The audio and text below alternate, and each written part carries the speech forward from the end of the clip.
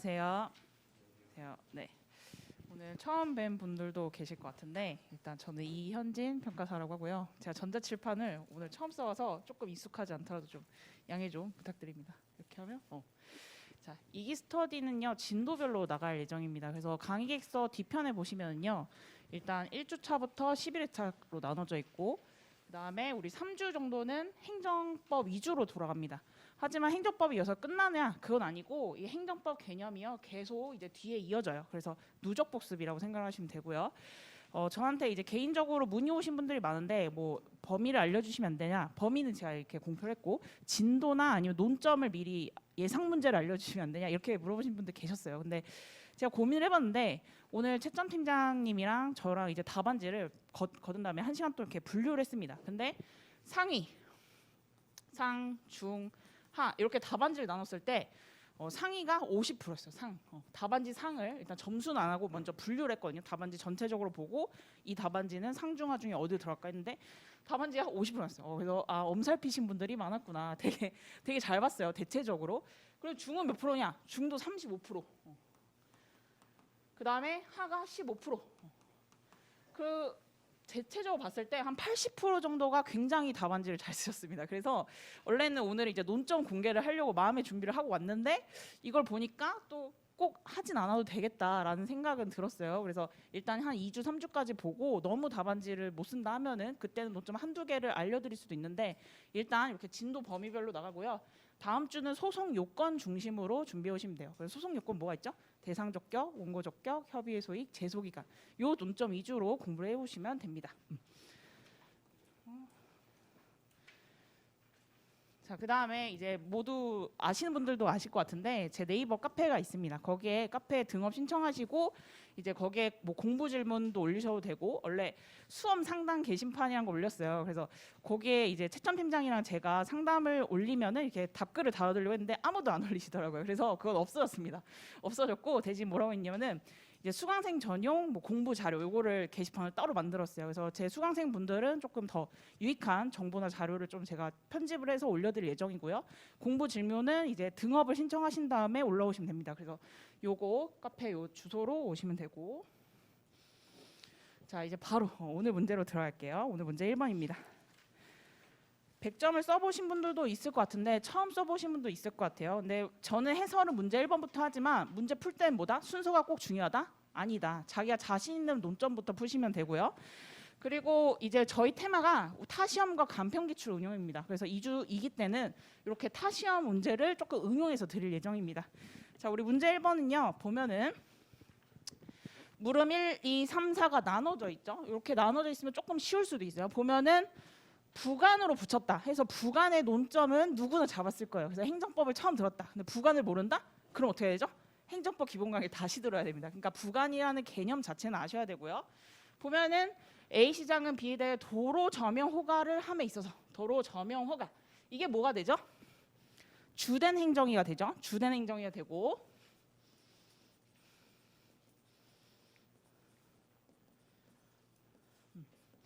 그리고 점용 기간을 1년으로 하고 월 10만 원의 점용료를 납부할 것을 부관으로 붙였다 해서 부관이 지금 뭐가 나왔죠? 2개가 나왔어요. 그리고 다음 물음에 답하시오 이렇게 나왔습니다. 자, 물음 1. B는 도로 점용 허가에 붙여진 부관 부분에 대해 다투고자 하는 경우에 부관만을 독립화 행정소송의 대상으로 할 수 있는가 이렇게 나왔죠. 그러면 이게 뭐죠? 독립쟁송 가능성을 논점을 그대로 물었어요. 독립쟁송 가능성을. 자, 그 다음에 물음 2. 부관을 다투는 소송에서 본안 심리의 결과가 부관이 위법하다고. 자, 이미 부관이 위법하다고 인정하는 경우에 라는 조건을 줬기 때문에 여기서 부관의 위법성, 뭐 가능성, 내용상 한계, 시간적 한계 여기서 이걸 쓸 필요가 있나요? 그건 없습니다. 없고 인정된다면 법원은 독립하여 부관만을 취소하는 판결을 했어요. 이거 뭐죠? 독립 취소 가능성. 논점은 그대로 주어졌습니다. 주어졌고 자, 물음 3. A 시장은 B에 대해서 위 부관부 도로 점용 허가를 한 후에 자, 후가 포인트가 되겠죠. 추가로 도로 점용 시간을 16시부터 22시까지 제한한 부관을 붙일 수 있는가? 자, 요 부관 뭐죠, 이거? 사후 부관이죠. 그죠? 주된 행정일 한 후에 부관을 붙이는 경우. 그래서 이 논점은 사후 부관이 됩니다. 자, 그다음에 물음사. 자, 이거는 한편. A 시장은 다른 업자 B에 대해서 사업 인정과 무관한. 자, 무관한. 여기서부터 좀 느낌이 좀 이상하죠. 부처 문제되고 있다. 이에 대해 B는 자, 이 부당결부 금지 원칙에 반하여 위협하는 부관을 주장한다라는 말이 없어도 부관이 부처 문제되고 있다. 이때 위법성은 하면은 사실은 이 무관한을 포인트로 잡고 뭘 잡아야죠? 일반 원칙 중에 부당결부 금지 원칙을 잡아야 합니다. 근데 이건 좀 쉽게 나왔어요. 그래서 부당결부 금지 원칙에 반하여 위협한 부관을 주장하고 여기에 대해서 그냥 설명해 주세요. 약술 설명 문제. 그러니까 조금 쉽게 나왔어요. 조금 쉽게. 자, 그러면은 자, 우리가 문제를 풀 때는요. 처음에 큰 논점을 잡고 부관이라는 큰 논점을 잡고 그다음에 부관의 여러 가지 논점들이 있잖아요. 뭐 가능성, 내용성의 시작적 한계, 독립쟁송 가능, 취소 가능성 이런 게. 자, 이런 것들의 세부 논점을 잡습니다. 그리고 목차 잡기를 하시는데 이 문제지 잡으시면 돼요. 실제 시험장에서. 자, 이거는 근데 좀 논점이 드러나긴 했어요. 드러나긴 했지만 목차를 잡으시고 답안 작성을 가시는데 자, 만약에 이 시험 문제가 자기한테 쉬웠다 이러신 분들 좀 많았을 것 같아요. 이거 나 부관 오늘 풀 단문으로 다 외우고 여기 있는 부분을 나는 열심히 공부를 했어. 근데 이게 지금 몇 급이죠? 급수가 뭐죠? A급입니다. A급. 우리 기본 강의 들으신 분들 이거 A급이라고 제가 말씀드린 별 3개 이렇게 말씀드렸는데 자, 보통은요 A급. 자, 수험가에서 별 3개 또는 A급이다 라고 하면은요 옆에 있는 사람도 알고 뒤에 있는 사람도 알고 나도 알고 다 압니다. 그러니까 A급 논점이 만약 시험장에서 떴다 하면은요 아, 이거는 대부분 다 잘 쓰겠구나 라는 포인트를 잡으셔야 돼요. 근데 우리는 물론 여기 있는 분들은 다 합격할 거긴 하지만 몇 명 뽑죠? 200명 뽑잖아. 200명 뽑으니까 사실은 상대적으로 잘합니다. 상대적으로 1차랑 다르죠. 저희 2차 시험은. 그렇기 때문에 아, A급이다. 아, A급 논점 잡았어. 여기서 와 좋다 이게 아니라 더 잘 써야겠구나. 이런 포인트 잡아야 돼. 더 잘 써야겠구나. 그럼 어디서 더 잘 쓰죠? 어디서 더 잘 써? 학설, 판례, 세부 논점. 학설, 판례, 검토. 그러니까 학설 빼지 말고 판례도 빼놓지 말고 검토는 내가 항상 생각하는 그 검토랑 한번 맞춰보고 마지막에 포인트는 사안 해결입니다. 사안 해결. 그래서 사안 해결을 내가 조금 더 잘 잡겠다 이런 느낌을 가지면 내가 사안 해결을 원래 보통 2줄 쓰는 사람이었는데 한 3줄, 4줄에서 관련 개념을 붙여서 더 써보겠다 이런 느낌을 가지셔도 좋습니다. 자, 그래서 어디서 갈리냐면 점수가 자, 여기서 보통 기본 강의 들으신 분들은 부관 논점 다 잡아요. 독립쟁송 가능성 다 잡아요. 취소 가능성 다 잡아요. 사후 부관 가능 잡고 부당결부 금지 원칙도 다 잡습니다. 여기서 논점을 못 잡으신 분들이 없어요. 자, 근데 어디서 달라지냐? 자, 독립쟁송 가능성, 취소 가능성. 자, 요런 건 보통 사안포서. 자, 그다음에 물음사 같은 경우에 우리 부당결부 금지 원칙 물론 일반 원칙에서 배우셨겠지만 행정기본법에 몇 조에 들어왔죠? 13조에 들어왔죠. 그러니까 이런 개정된 조문, 법조문, 판례 이런 거에 포인트가 들어갑니다. 그렇기 때문에 요 부관 같은 경우에는 요 물음 3, 4, 4, 5 부관에서 행정기본법을 썼는지 그 다음에 학설을 얼마나 자세하게 판례와 판례를 얼마나 자세하게 꼼꼼하게 썼는지 그 다음에 사안포섬을 꼼꼼하게 했는지 이런 게 포인트가 갈리고요. 자, 이 부관을 2가지가 있는데 선생님 저 귀찮아요. 1번, 2번 다 부담으로 할래요. 이렇게 하신 분 있을까요? 있을 수도 있어요. 틀린 건 아닙니다. 틀린 건 아니에요. 의무를 부과한다 하면서 기한도 의무를 부과한다 해서 둘 다 부담으로 통 묶어버리면요. 검토가 간단해집니다. 검토가 간단해져요. 근데 이 출제자의 의도는 뭐죠? 자, 우리 만약에 한번 해볼까요? 자, 우리 만약에 자 내가 사업 시행자입니다. 자기가 사업 시행자예요. 그러면은 자, 자기가 사업 시행자다. 자, 부관을 다투려고 한다. 자, 근데 부관에 뭐죠? 주된 행정행위에 종된 규율이 붙은 거죠. 좀 귀엽네요. 근데 어쨌든 자, 부관을 다투려 할 때 소송을 가려고 합니다. 이 부관 나한테 10만 원 내려왔는데 짜증나네 이러면서 소송 가야겠다. 이렇게 지금 소송을 준비하려고 합니다. 그런 방법이 여러 가지가 있겠는데 어떻게 할까요? 첫 번째. 자, 전체를 다투는 거예요. 전체를. 자, 이 주된 행정행위와 주된 행정행위가 안 되네. 다시 해보죠. 자, 주된 행정행위야. 이 부관이 있을 때 전체를 다투는 경우.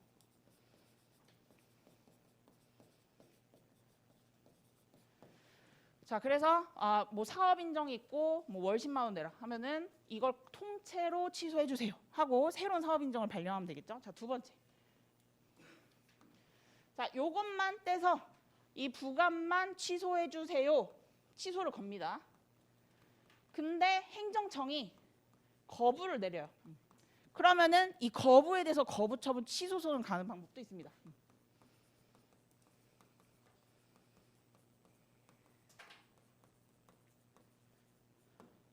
자, 그다음에 세 번째. 자, 우리 판례는요. 부담의 경우에는 진정 일부 취소 소송이 가능하다고 봅니다. 자, 진정 일부 취소 소송이 뭐죠? 부감만 떼서 소를 가능한 거죠. 근데 그럼 부담 외는요? 부담 외는 안 된다고 봅니다. 부진정으로 봅니다. 자, 그래서 부담과 그의 부관 아니면 교수님이 그냥 기타 부관 이렇게도 표현을 하세요. 기타 부관. 자, 그 부담 같은 경우에는 진정 일부 취소 소송. 부담만 떼서 소송을 겁니다. 자, 근데 그 외 부관 같은 경우에는요. 부진정으로 전체를 다퉈야겠죠. 그래서 이렇게 하는 방법이 있을 거예요. 자, 그렇기 때문에 이렇게 하면은 그렇기 때문에 우리 문제에서 자, 점용 기간을 1년으로 하고 자, 1년. 자, 1년은 확실한가요? 확실하죠. 지금부터 1년 후에 봅시다 하면은 1년 후에 여기서 보면 되죠. 그렇기 때문에 우리 확실한 사실에 이종케 하는 기한으로 보시면 되고요. 자, 납부할 것을 부관으로 붙였다. 점용료 납부는요. 금전급부 의무를 부과한 거죠. 금전급부 의무를 부과한 거죠. 그렇기 때문에 부담으로 보시면 됩니다. 그래서 사안 포섭할 때 기한과 부담, 즉 부담과 그 외 기타 부관으로 나누어서 포섭을 하신 분들이 점수는 조금 더 높을 수 있다. 이걸 통째로 선생님 이거 점용기간도 부담이 느껴집니다. 그래서 부담으로 하신 분들 틀린 건 아니지만 이렇게 각각 포섭하는 것이 출제자 의도에 조금 더 부합하는 답안이라고 볼 수 있습니다. 자, 그래서 우리 예시 답안 잠깐 펴보시면 자, 우리 예시 답안 이쪽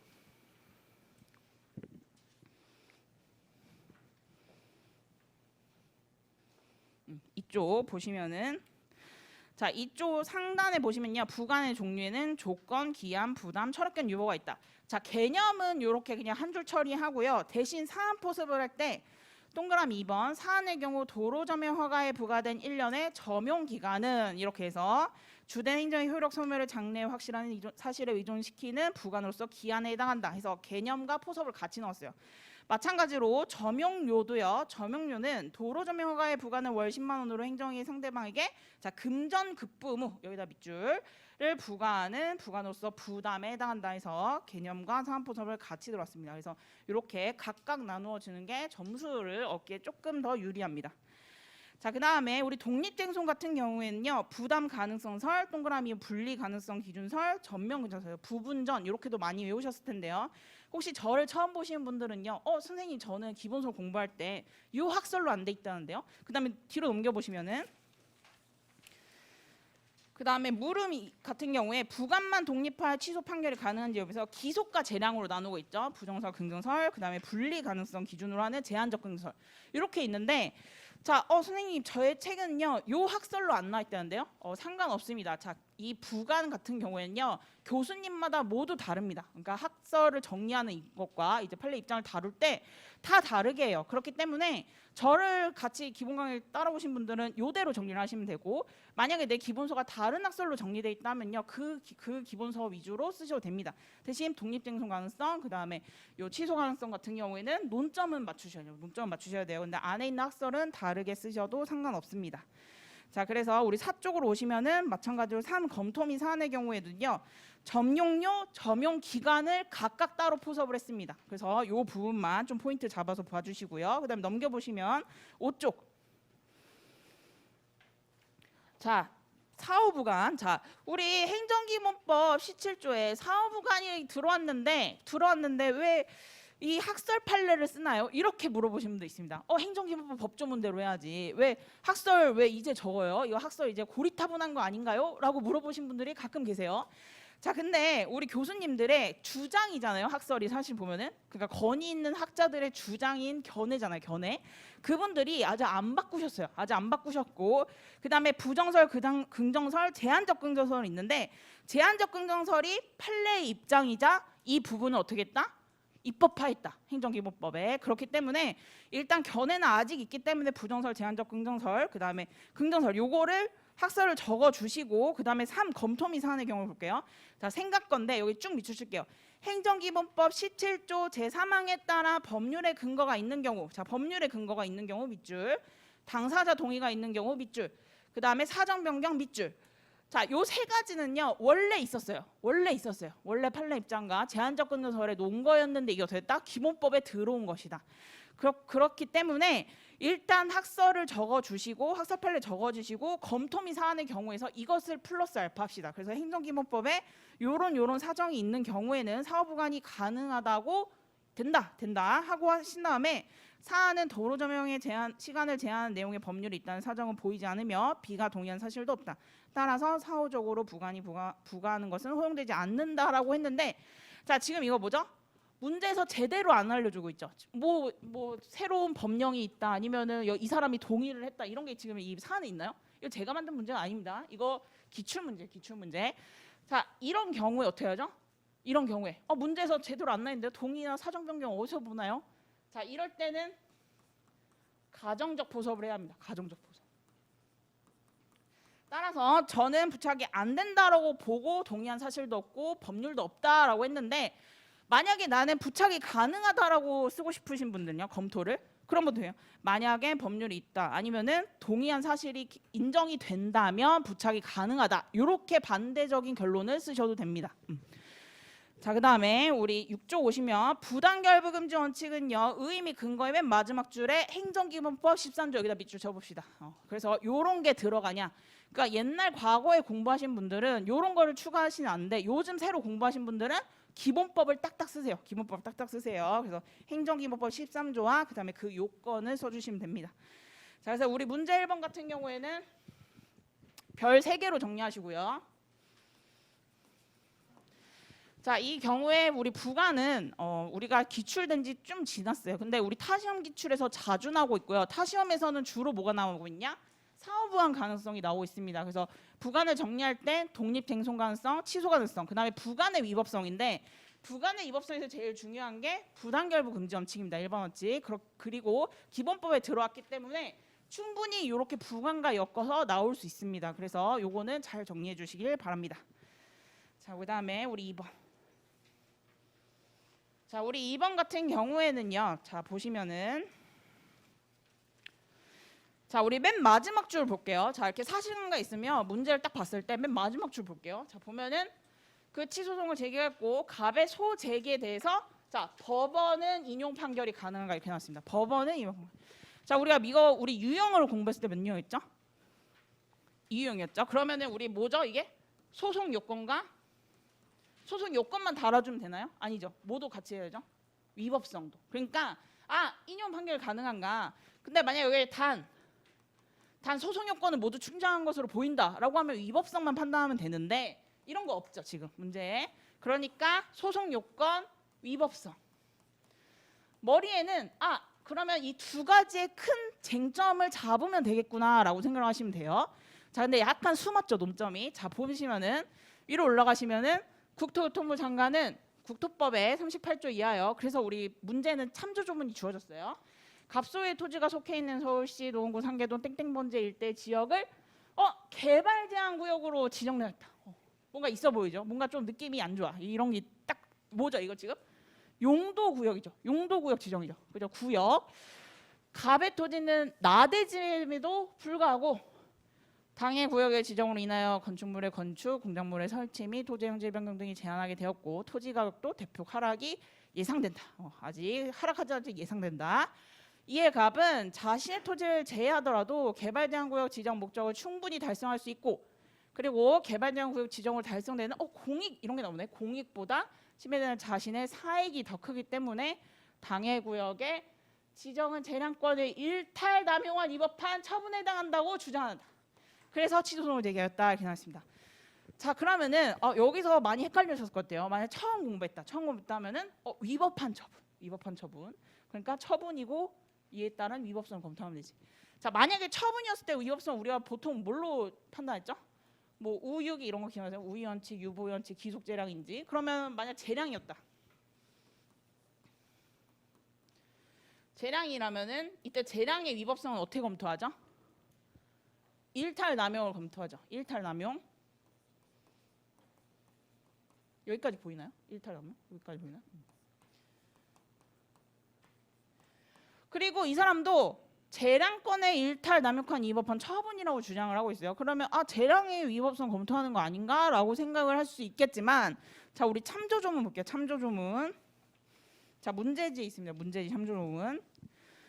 자 국토법 38조 1항 국토교통부 장관은 이렇게 돼 있죠. 자 도시의 무질서 확산을 방지하고 주변의 자연환경을 보존하여 도시만의 건전한 생활환경을 확보하기 위하여 도시개발을 제한할 필요가 있거나 국방부 장관의 요청이 있어 보안상에 도시개발을 제한할 필요가 있다 인정되면 여기 끊어주시고, 그리고 현관패 쳐볼게요. 개발장구의 지정 또는 변경. 지금 우리 사례에서 나온 거죠. 케이스에서 나온 거. 용도구역의 지정 변경. 그리고 도시군 관리 계획의 내목 박스 해볼게요. 결정할 수 있다. 자, 할 수 있다. 재량인데 누구한테? 국토교통부 장관에게 무제한적인 어떤 관리의 재량을 준 거예요. 그래서 제가 만약에 여기 있는 분한테 물어보면은 자, 오늘 공부의 스터디 계획을 한번 짜주세요. 스터디 계획을 짜주세요. 아니면은 저희의 우리 한 달 우리 스터디의 계획을 짜주세요 하면요. 뭐 실무는 3교시 하고 뭐 학교 제일 좋으니까 1교시 이렇게 할 수도 있겠죠. 그러니까 재량 관리라는 것 자체는요. 그러니까 자기 국토교통부 장관 이 목적을 위해서 어떻게 하는 거예요? 공원도 막 지원하는, 그러니까 되게 무제한적인 재량이 있는 겁니다. 뭐보다? 행정행위보다, 처분보다. 자, 그래서 우리가 형량명령 이론할 때요. 처음에 나오는 목차가 뭐죠? 일반적인 재량과 구별 여부가 나온 겁니다. 자, 그렇기 때문에 자 여기서 이렇게 구역의 지정은 재량권의 일탈 나면 위법한 처분이라고 주장하면 그 취소를 제기했다. 여기서 바로 처분으로 잡고 간다면은요. 사실은 논점을 못 찾은 거예요. 여기에 숨은 논점은 뭐죠? 자, 도시군 관리계획 관리의 동그라미 해볼게요. 관리. 자, 우리 행정계획이고, 자, 우리 도시기본계획, 도시관리계획 이런 거 배우셨을 거예요. 아마 1차 때 배우셨을 건데, 자, 도시기본계획과 관리계획이 있습니다. 자, 우리 행정계획. 자, 도시 기본계획, 그다음에 관리계획 있죠. 자, 기본계획은 뭐죠? 기본계획. 정말 우리 도시의 밑바탕을 그리는 거죠. 그러니까 조금 추상적이다 이렇게 생각할 수 있어요. 근데 관리는요?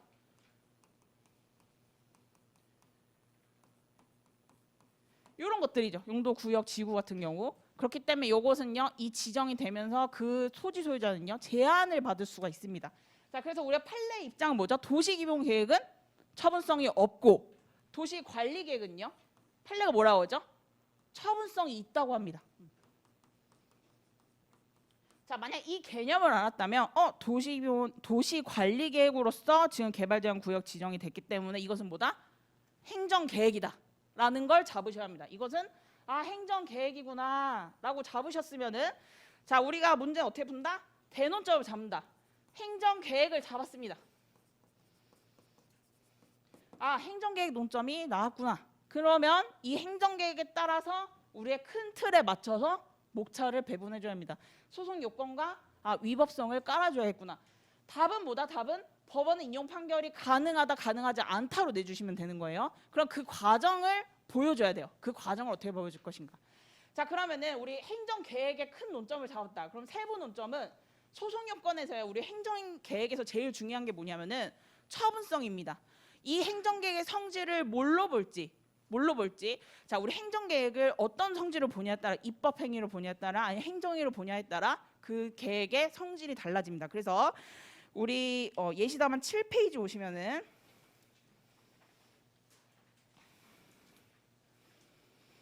자, 우리 문제 소재에서 하나, 둘, 셋, 넷, 다섯 번째 줄 보시면은 도시군 관리 계획을 지정할 수 있다. 관리 계획이라는 점을 한번 언급해주고, 즉 도시군 관리 계획은 행정 계획으로서 행정 계획 동글뱅이. 나 대논점 잡았어요, 최전자님. 행정 계획 법적 상질에 따라 대상 적격 여부가 결정된다. 소송 요건에서 제일 중요한 포인트인 대상 적격을 문제 소재에 넣었습니다. 그 다음에 개발제한구역으로 지정된 구역 내에서는 구역 지정의 목적에 위배되는 건축물의 건축, 설치, 형질 변경, 면적 분할, 그 다음에 계획 사업을 시행할 수 없게 된다. 그렇기 때문에 계획 제한 구역 지정인 자 여기서부터 밑줄 행정계획의 수립에 있어 계획 제한 일탈 남용이 있었는지 여부가 검토된다. 즉 이거는 뭘로? 위법성 때문에 이걸 검토해주겠다라는 부분에 있어서 문제 소재는 큰 목차의 흐름대로 소송 요건 위법성에서 제일 중요한 거를 딱딱 먼저 말해주고요. 그 다음에 8페이지 오시면 소송 요건 충족 여부라는 목차로 잡아줬습니다. 자, 그래서 우리 행정계획의 의의를 간단하게 한 두 줄, 세 줄 적어주신 다음에 법적 성질의 별표. 자, 여기가 큰 점수가 분배되어 있습니다. 배분되어 있습니다. 자, 학설, 입법행위설, 그 다음에 행정행위설, 독작성설, 복수성질설 해서 뭐 입행, 독복 이렇게 도움을 따셔도 되고, 어쨌든 결국 우리 판례는 뭐다? 도시관리계획은 처분성을 인정하고 있습니다. 그래서 우리 8페이지 아래 도시관리계획의 처분성을 인정하겠지만 기본계획은 부정하였다 라고만 쓰셔도 기본 점수는 받아가는데, 자, 우리가 점수를 차별할 때 어디서 한다? 학설을 꼼꼼하게 썼는지, 그 다음에 판례를 얼마나 자세히 썼는지입니다. 자, 이 문제에서는 관리계획 기본계획만 쓰셔도 기본 점수는 얻지만 동그라미 3번 우리 도정법에 있는 관리처분계획도 처분성을 긍정한 바 있다. 요거까지 넣어주시면 가점을 받게 됩니다. 요거까지 넣어주면. 그렇기 때문에 나는 판례를 많이 알아요 하면은 자기가 여력이 되면 많이 써주시면 됩니다. 단 제가 항상 합격자분들이랑, 그러니까 합격자분들한테 항상 물어봅니다. 합격자분들한테 합격자분 축하합니다 뭐야 말하고 이제 그 다음부터 시작되는 거죠. 자, 문제를 몇 페이지 쓰셨나요? 문제 1번은 어떻게 접근하셨나요? 판례는 어디까지 쓰셨나요? 학설은 어디까지 쓰셨나요? 그 다음에 검토 사안 해결 몇 줄 쓰셨나요? 이런 걸 물어봅니다. 이런 걸. 그런 걸 물어봤을 때, 자, 우리 합격자분들이 과거에 해봤자 3년 전이긴 하지만 많이 쓰면 많이 쓸수록 점수를 많이 받았습니다. 그러니까 뭐 나는 뭐 18페이지 썼어요.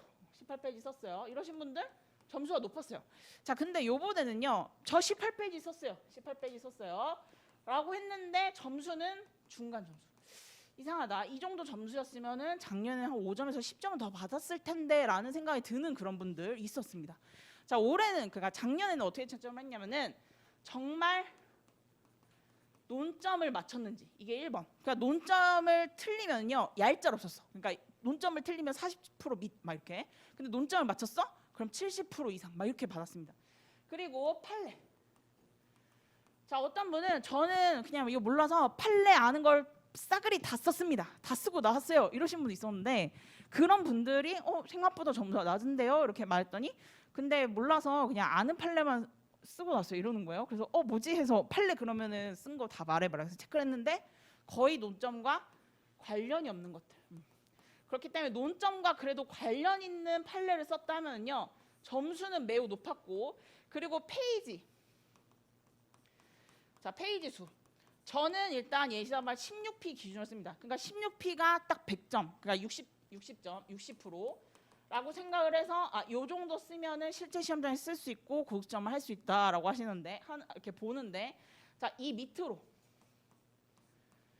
자, 마지막에 3기 가면은요, 저는 필력이 부족해요 라고 하신 분들이 있어요. 저는 죽어도 16페이지가 안 나와요 이러신 분도 있거든요. 그럼 그런 분들한테 제가 뭐라고 상담을 하냐면은, 자, 예시담만 16페이지를 옆에 놓고 그냥 아무 생각하지 말고 글씨만 써봐라. 예시담만 옆에 놓고 그냥 100개만 써봐라. 그러면 정말 딱 정량적인 건 보는 거거든요. 그런 분들이 저 아무리 해봐도 14, 15원. 그러면 이건 손이 느린 거예요. 손이 느린 거 어쩔 수 없어요. 자, 그래서 과거에는 자, 14, 15를 기준으로 해라. 3기, 4기 때, 지금부터 말고 3기, 4기 때 안 나와요. 이게 필력이 안 나와요. 이러신 분들은 14, 15를 100점으로 보고 100점으로 그렇게 쓰세요 라고 했습니다. 자, 근데 보통은 그러면 선생님 저 12, 13페이지 쓰면 안 돼요? 라고 이렇게 물어보시는데 안 돼요 라고 했어요. 제가 안 돼요. 이건 안 돼요. 최소 14페이지 쓰세요 이랬는데, 요번 연도는 이상하게 13페이지 쓴 사람들도 50점 후반을 맞으신 분들이 있더라고. 그럼 그분들한테 계속 꼬치꼬치 물어보면은 관련된 논점의 판례를 잘 썼고 답만 쓰려고 노력했다. 그리고 군더더기 없게 쓰려고 노력했다. 이렇게 말씀하시는 거예요. 그래서 만약에 내가 필력이 느리다 하면은 13, 14페이지만 쓰셔도 되긴 하는데 정말 논점을 맞출 자신이 있으신 분들만. 근데 내가 논점을 맞출지 안 맞출지 시험장에서 아나요? 물론 이제 다 알겠죠. A급, B급인데 막 C급, D급이 떴다면요. 그러면 그때는 조금 불안할 수 있습니다. 그렇기 때문에 그거는 대비하는 방법은 계속 제가 말씀드릴 건데 그런 분들은 일단은 내가 필력이 느리다? 그러면은 키워드와 목차, 판례 요거를 많이 준비를 하시고 사안 해결을 조금 내가 필력이 안 좋기 때문에 조금 줄이더라도 요 판례는 줄이지 마세요. 판례는 줄이지 마세요. 그리고 이상한 판례 쓴 게 아니라 꼭 논점과 관련된 판례만 쓰자. 이렇게 생각을 해주시면 됩니다.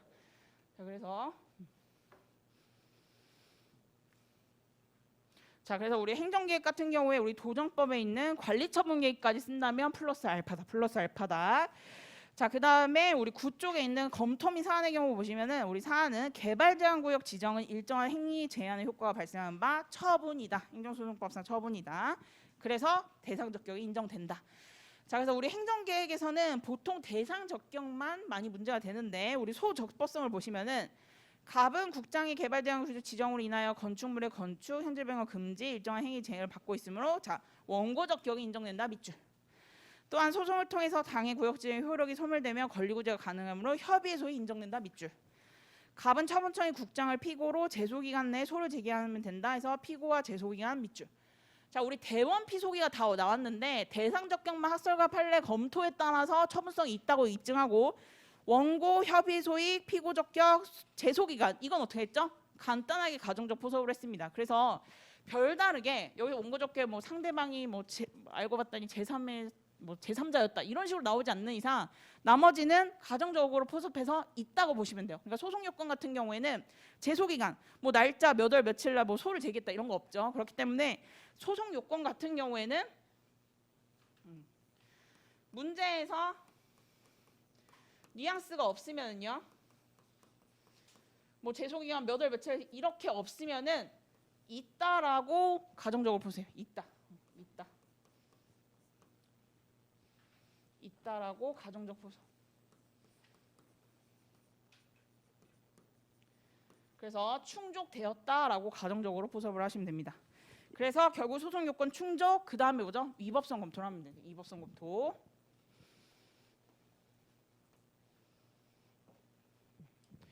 자 그러면은 우리 위법성 검토 같은 경우에는 문제에서 얼핏 말해줬어요. 보면은 공익과 사익 어쩌고 그 다음에 재량권의 일탈남용한 위법한.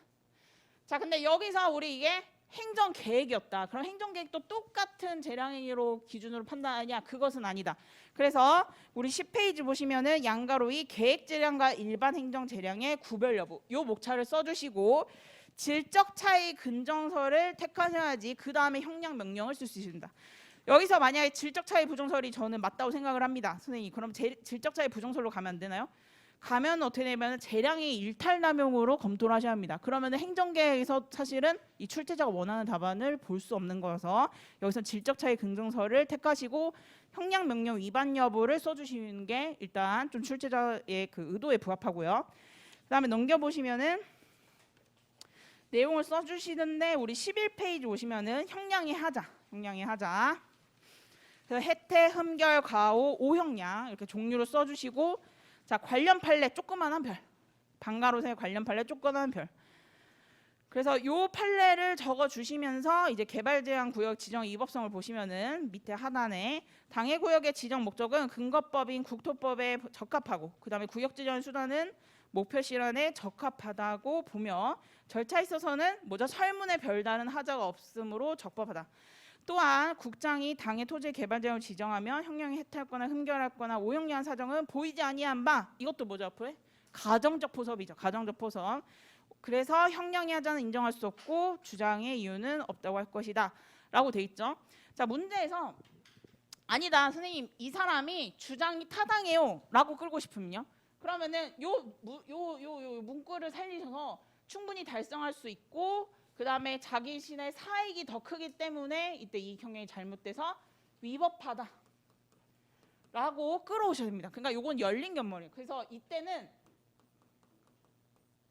가정적 포섭을 하셔서 위법하다고 끌어오셔도 답안은 괜찮은 답안이에요. 지금은 이때는 이런 사정이 보이지 않기 때문에 갑의 주장 이유가 없다라고 지금 이렇게 단언해서 끄는 거예요. 근데 이때 만약에 아닙니다. 이 사람의 주장이 맞아요, 선생님. 지정의 목적을 충분히 달성할 수 있고 그다음에 공익까지 사익으로 비교했을 때 사익이 더 커서 이때는 위법하다고 볼 수 있습니다라고 하셔도 상관없습니다. 자, 그래서 맨 마지막 답안을 보면은 로마자 3의 사례의 끝에 보면요. 이때는 이유가 없다. 요거는 검토는 맞춰주셔야 돼요. 기각이 될 것으로 보이는 바 인용 판결을 내릴 수 없다라고 했습니다.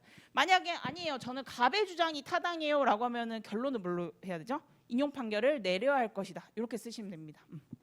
자, 그래서 우리 문제 2번은 행정계획인데 선생님 저희 행정계획 중요한가요? 중요할 수도 있고 안 중요할 수도 있다. 이게 뭐냐면은 이 행정계획을 좋아하시는 교수님이 들어가면 이 문제를 내는데 안 좋아하시는 분이 나가면은 그냥 이렇게 뒤로 밀리는 거죠. 근데 요거를 출제하시는 분들은 요런 걸 문제를 좋아해요. 근데 행정계획 같은 경우에는 저희 시험에서 몇 번 나왔는데 자, 우리 행정계획을 낸다. 행정계획. 자, 행정계획의 처분성.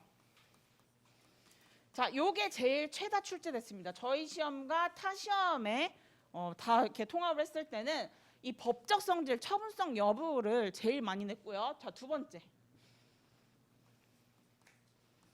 형량 명령 이론. 즉 행정계획의 위법성.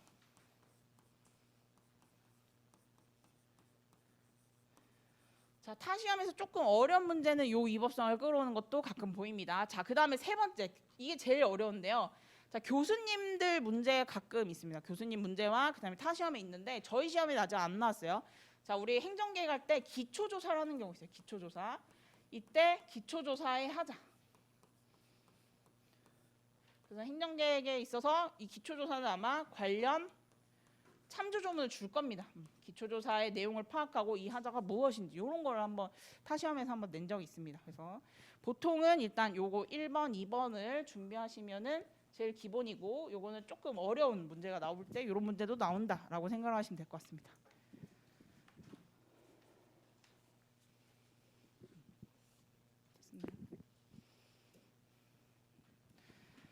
자, 그다음에 우리 문제 3번. 자, 문제 3번. 자, 요거는 간편 기출입니다. 자, 우리 문제는 간단하죠. 보면은 우리 감정평가법 우리 주구장창 했던 거 별표 3의 재판 기원성이 인정되는지 여부를 설명하시오. 별표 3 법규명 형식의 행정규칙 이거 우리 수도 없이 많이 했죠. 자, 근데 재판 규범성. 자, 이거 보고 흔들리신 분도 있었을 것 같아요. 재판 규범성이 뭐지? 이러신 분도 있을 것 같아요. 재판 규범성이 뭐죠? 재판 규범성. 판사님 이걸 보고 구속력을 인정해 줄 수 없는지, 즉 재판에 가서 이거를 써먹을 수 있는지 안 써먹을 수 있는지 쉽게 말하면, 근데 좀 멋있게 말하면 법적 구속력이 있는지 없는지. 자, 문제를 그럼 바꾼다면 별표 3은 법적 구속력이 있는지 없는지, 대내적이 아니라 대외적 구속력이 있는지 없는지, 이렇게 재판의 규범성이 인정되는지 여부를 대외적 구속력이 있는지, 그리고 반대로 또 그리고 법규성이 있는지. 다 같은 말입니다. 다 같은 말이에요. 자, 쉽죠? 이거는 뭐죠? 이거 법규명 형식 행정규칙인데 형식서를 택하면 법규명령으로 본다. 그러면 법규성이 있다라고 하면 끝입니다. 끝인데, 자, 우리 보시면 예시담만 보시면 자 13페이지. 13페이지 보시면요, 우리 별표 3의 법적 성질 이거 법규명 형식 행정규칙을 많이 써보셨을 거예요. 이거 보통 몇 점이죠? 학판검 10점입니다. 10점. 그래서 13, 14페이지 보시면은 정말 한 10점 정도 들어가 있어요. 근데 문제에서 몇 점을 물었죠? 20점을 물었어요. 20점. 20점이에요. 20점. 자, 20점을 물었을 때는 이거 그러면은 10점만 쓰고 나와야겠다 이러실까요? 아니죠. 시험장에서 웬만하면은 세 쪽을 채워야겠구나. 20점이면 3쪽을 채우고 나오겠구나 이 생각을 하셔야죠. 그러면은 학, 판, 검 우리가 알고 있던 법규명 형식 행정규칙 요 단문이죠. 요거 10점. 그럼 앞뒤로 뭔가 챙겨야 되는데 문제, 소재, 사례, 해결 각각 2점에도 4점 빠지죠. 그러면 나머지는 뭘까? 이게 생각이 드실 것 같은데, 자, 우리 13페이지에 로마자 2 재판의 규범성의 의미와 범위, 요거를 추가해 주셔도 되는데 여기다 세모할게요. 세모. 이게 한번 똑같이 나오진 않을 것 같은데 요렇게 좀 어렵게 물어봤어요. 단어를. 재판의 규범성이란 이란 의의를 써주시고 하나, 둘, 셋, 넷, 다섯 번째 줄 오시면은 쭉 밑줄 쳐볼게요. 협의의 개념상 법규는 행정행위 상대방이 국민 또는 법원에 대한 구속력에 대적 구속력이 있다. 그래서 우리 협의의 법규 개념까지 써줬습니다. 그래서 만약에 내가 우리 시험장에 갔을 때 내가 10점을 준비했는데 20점을 물어봐. 그러니까 즉 내가 준비한 단문보다 배점을 더 많이 물어볼 경우에는요. 거기에 대한 준비가 안 돼 있다면은 관련 개념, 관련된 논점인데 상위 개념, 상위 카테고리에 있는 논점들을 앞에다 배치해 주시고 그 다음에 핵심 논점 본론으로 들어가시면 됩니다. 그래서 재판의 규모성의 의미와 범위라는 부분이 아마 썼으면은 조금 점수 더 많이 받았을 텐데 로마자 3은 정말 버릴 수 없는 논점이죠. 이게 핵심 논점이고 그 다음에 14페이지 오시면은 맨 마지막 문단 보시면 법규 명령으로 볼 경우에 효로 이것도 세모 해볼게요. 세모. 자, 요것 많이 어려운 논점인데요. 이게 조금 심화된 논점입니다. 심화. 옆에다 심화라고 써주세요. 심화. 자, 요거를 따로 공부하실 필요 없고 이 문제를 정리하시면서 그냥 공부를 하시면 됩니다. 자, 보면은요. 학설 및 판례. 대외적 구속력에 대해 엄격한 대외적 구속력을 인정한다는 견해. 그다음에 신축적 구속력만 인정한다는 견해. 그다음에 최고한도수의 구속력만을 인정하는 견해. 이렇게 견해가 세 가지가 있습니다. 자, 요거는 어디서 출발했냐면요. 법규 명령 형식의 행정규칙, 즉 실질과 형식을 불일치하는 점에서 자, 판례가 학설과 판례가 있을 때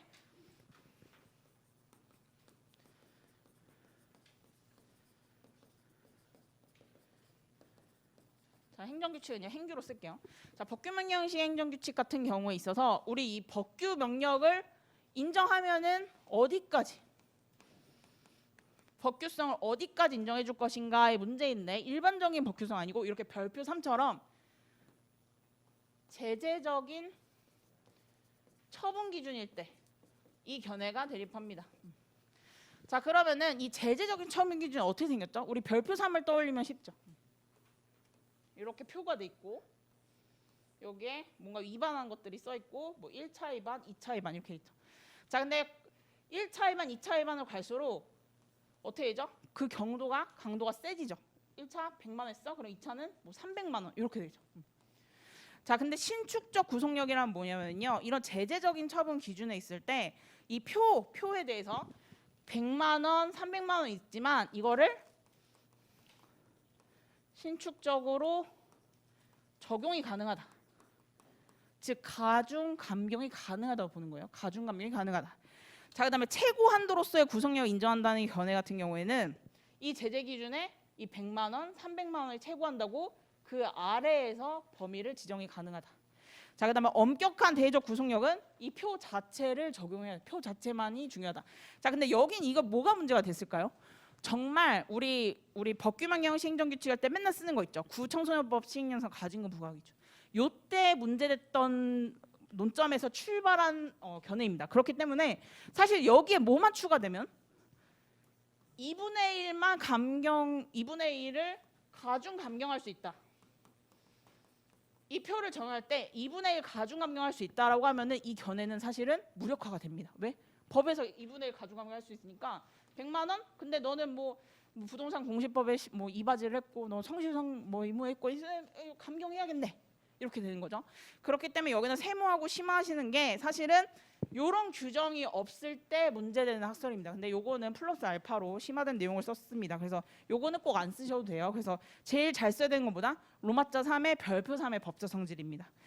자, 그래서 넘겨보시면은 사례 해결로 오시면은 별표 3은 법규 명령으로 보이며 국민과 법원을 구속하는 대외적 구속력이 인정된다. 그래서 답은 뭐다? 별표 3은 재판의 규범성이 인정된다라고 마무리를 하시면 됩니다. 자, 우리 그래서 사실은 첫 주차에는 제가 항상 행정 입법 파트를 냅니다. 행정 입법 파트를 내는데 자, 요거는 별 하나로만 정리하시고요.